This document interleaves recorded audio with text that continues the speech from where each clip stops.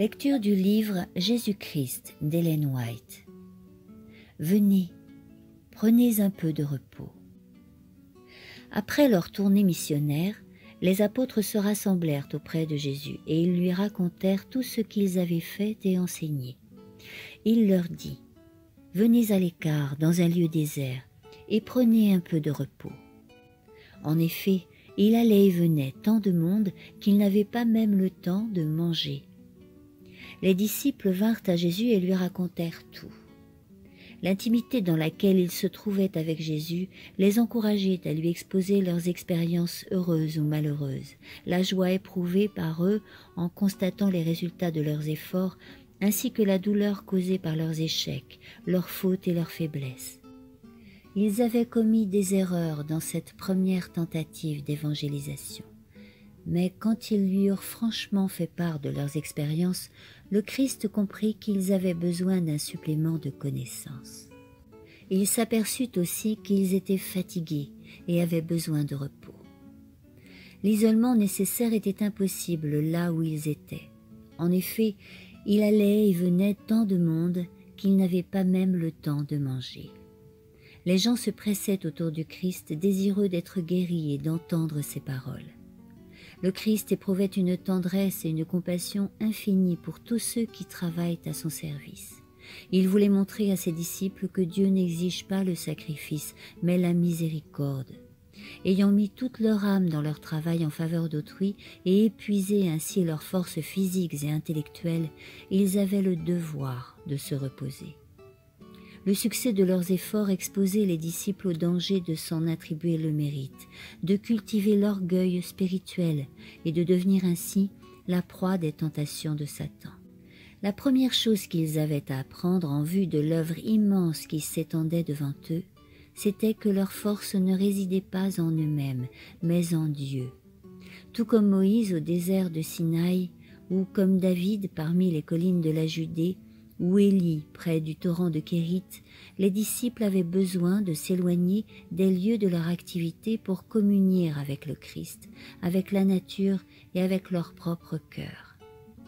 Pendant que les disciples effectuaient leur tournée missionnaire, Jésus avait visité d'autres villes et d'autres villages, prêchant l'évangile du royaume. C'est vers ce temps qu'il apprit la mort de Baptiste. Cet événement lui rappela vivement la fin vers laquelle il était acheminé. Son sentier s'assombrissait de plus en plus. Prêtres et rabbins complotaient sa mort, des espions le poursuivaient et de tous côtés on travaillait à sa ruine. La prédication des apôtres à travers la Galilée éveilla l'attention d'Hérode sur Jésus et sur son œuvre. « C'est Jean-Baptiste, dit-il. Il est ressuscité des morts. » Et il exprima le désir de voir Jésus.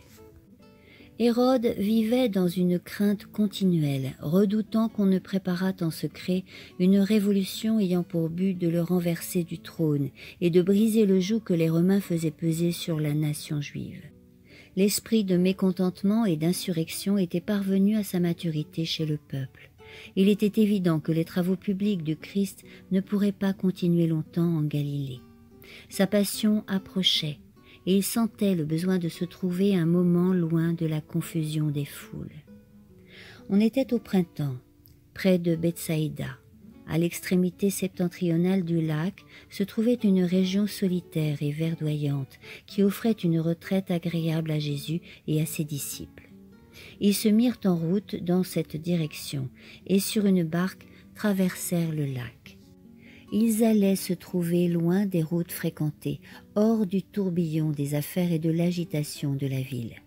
Le spectacle de la nature constituait à lui seul un repos, un changement salutaire. Ils pourraient enfin écouter les paroles du Christ sans être troublés par les interruptions, les répliques et les accusations irritées des scribes et des pharisiens. Ils pourraient jouir pendant quelque temps de la compagnie de leur Seigneur. Ce n'est pas un repos égoïste que le Christ allait prendre avec ses disciples. Le temps qu'ils allaient passer à l'écart ne serait pas consacré à la recherche du plaisir. Ils s'entretiendraient au sujet de l'œuvre de Dieu et rechercheraient les moyens d'assurer un plus grand rendement à leurs travaux. Bien que Jésus pût faire des miracles et qu'il eût communiqué à ses disciples le pouvoir d'en opérer, Il conduisit pourtant ses serviteurs fatigués à l'écart pour y trouver du repos au sein de la nature. Quand il leur disait que la moisson était grande et qu'il y avait peu d'ouvriers, son intention n'était pas de leur imposer des labeurs incessants. Voici ce qu'il leur dit. « Priez donc le maître de la moisson d'envoyer des ouvriers dans sa moisson. » Dieu a assigné à chacun sa tâche suivant ses capacités, et il ne faut pas que quelques-uns soient écrasés par des responsabilités alors que d'autres n'ont point de fardeau et ne se soucient pas des âmes. Le Christ adresse aujourd'hui à ses ouvriers usés de fatigue les mêmes paroles de compassion.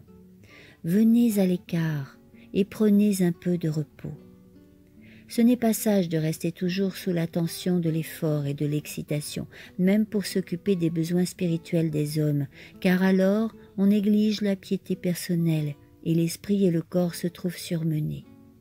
Les disciples du Christ sont appelés au renoncement. Des sacrifices leur seront demandés.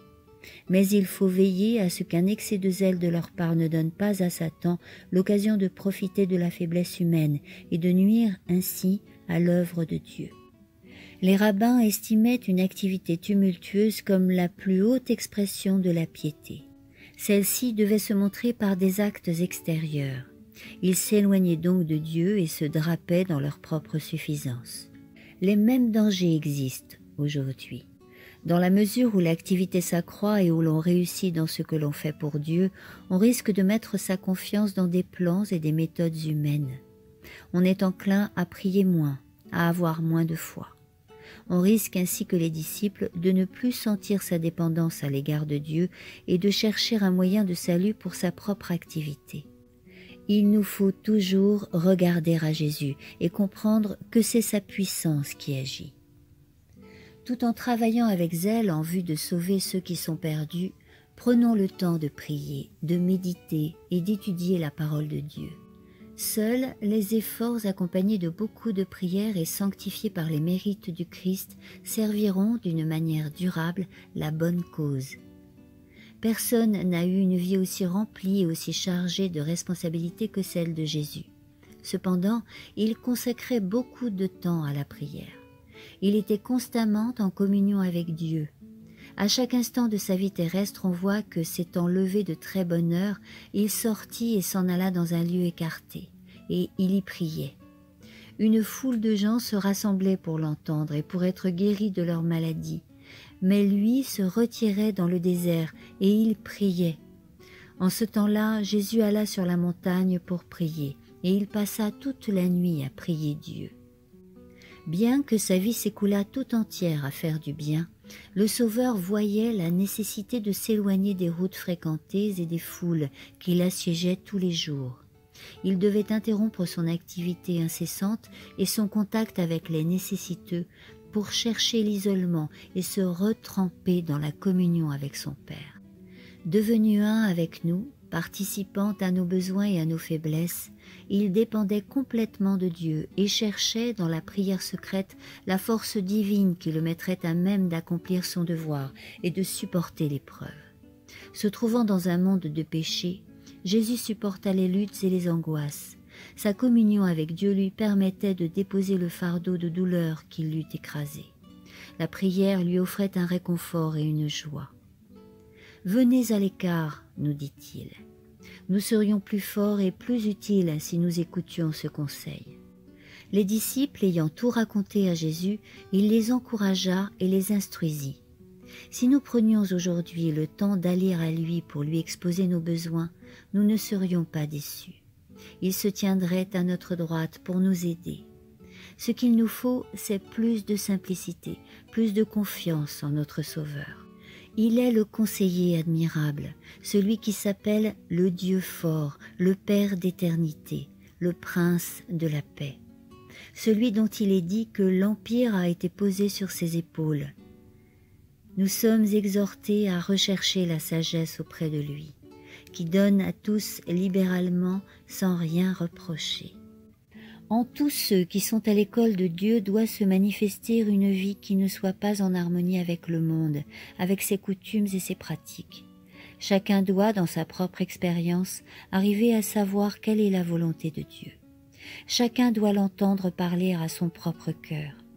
Ayant fait taire toutes les autres voix et restant en la présence de Dieu, le silence de notre âme nous permettra d'entendre plus distinctement la voix d'en haut.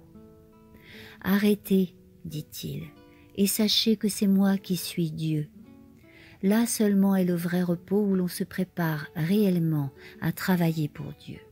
Au milieu de la foule en tumulte et malgré la tension d'une activité intense, l'âme, ainsi rafraîchie, se trouve entourée d'une atmosphère de lumière et de paix. Un parfum se dégage manifestant une puissance divine capable de toucher les cœurs. Suite de la lecture dans le prochain audio intitulé « Donnez-leur vous-même à manger ».